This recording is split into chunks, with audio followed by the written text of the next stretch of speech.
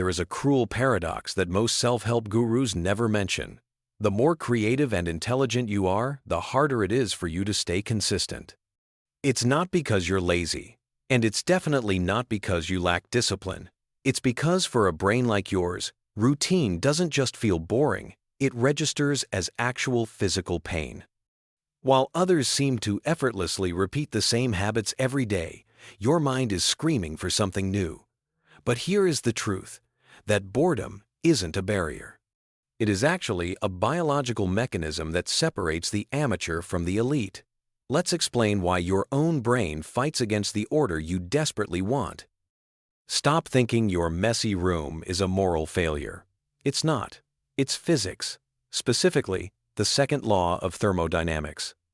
This law states that in any isolated system, entropy or disorder always increases. Dust settles, iron rusts, clothes pile up on the chair. The universe naturally slides toward chaos. Disorder is the default setting of reality. Order is the anomaly. When you look at your chaotic life and think, "I'm just lazy," you are misdiagnosing the problem. You aren't lazy. You are just witnessing the natural state of things when no energy is applied.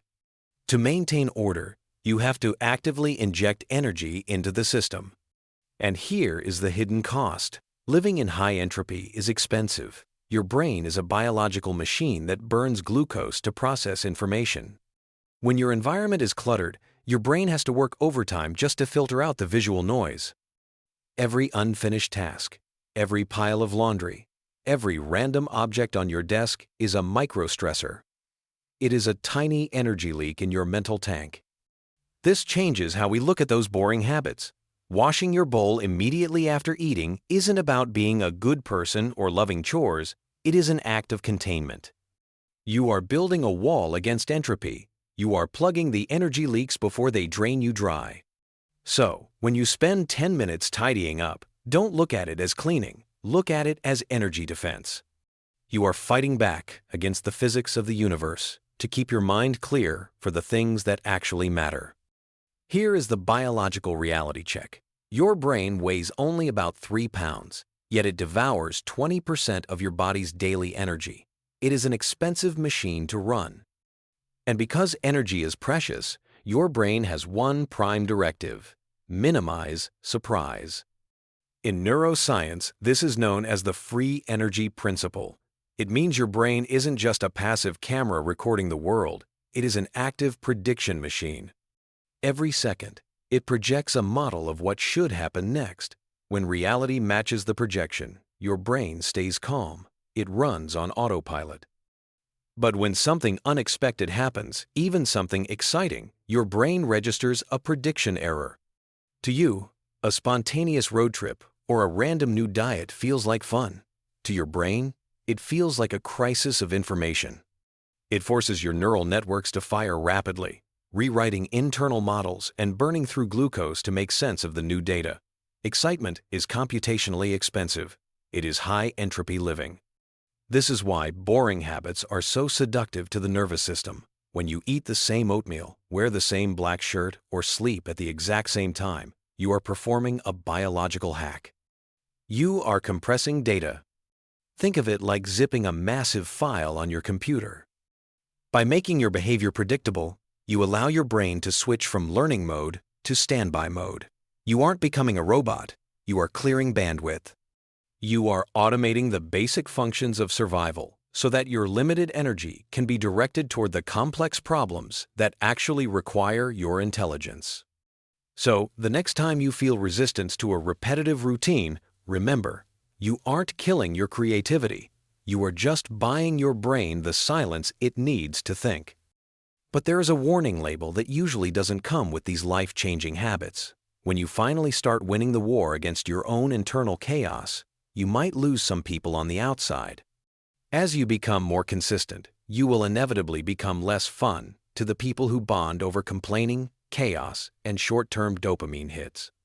You wake up early, so you skip the late-night drinks. You meal prep, so you decline the impulsive fast food run. You stop participating in the drama because your brain no longer craves that kind of cheap stimulation. And strangely, your friends and family might not applaud you. They might even get annoyed. Sociologists call this social homeostasis. Just like a thermostat tries to keep a room at a set temperature, social groups try to keep behavior at a set average. When you rise above that average, you disrupt the equilibrium. Your discipline unintentionally acts as a mirror, reflecting their stagnation back at them. You aren't judging them, but your existence suddenly makes them feel judged. So, when the invitations stop coming, or the sarcastic comments start flying, don't panic. It is not failure. It is not betrayal. It is just the cost of breaking orbit. You are leaving one level of existence to enter another, and the space between those two levels is always going to be a little bit lonely.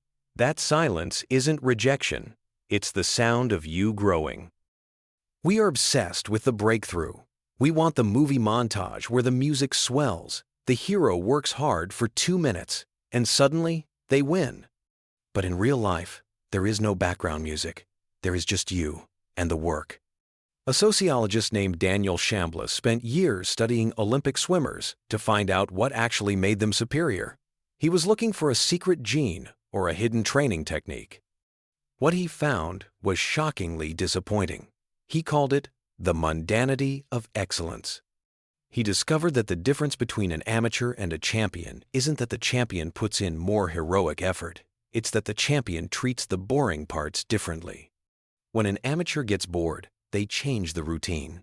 They look for a new diet, a new app, a new hack to bring the excitement back. They are addicted to the novelty. But when a professional gets bored, they get curious. They don't look for new things to do. They look for better ways to do the old things. They stop chasing the high of motivation and start chasing the quiet satisfaction of precision. They don't endure the repetition. They use it as a form of meditation. So, stop waiting for the work to become exciting. It won't. And stop waiting for a lightning bolt of inspiration to strike. Real transformation doesn't happen with a bang. It happens in the quiet, dull moments that nobody else wants to post online. Excellence isn't an act of extraordinary effort. It is simply a habit of ordinary precision, repeated until it becomes who you are. The boredom isn't the wall blocking your success. The boredom is the path.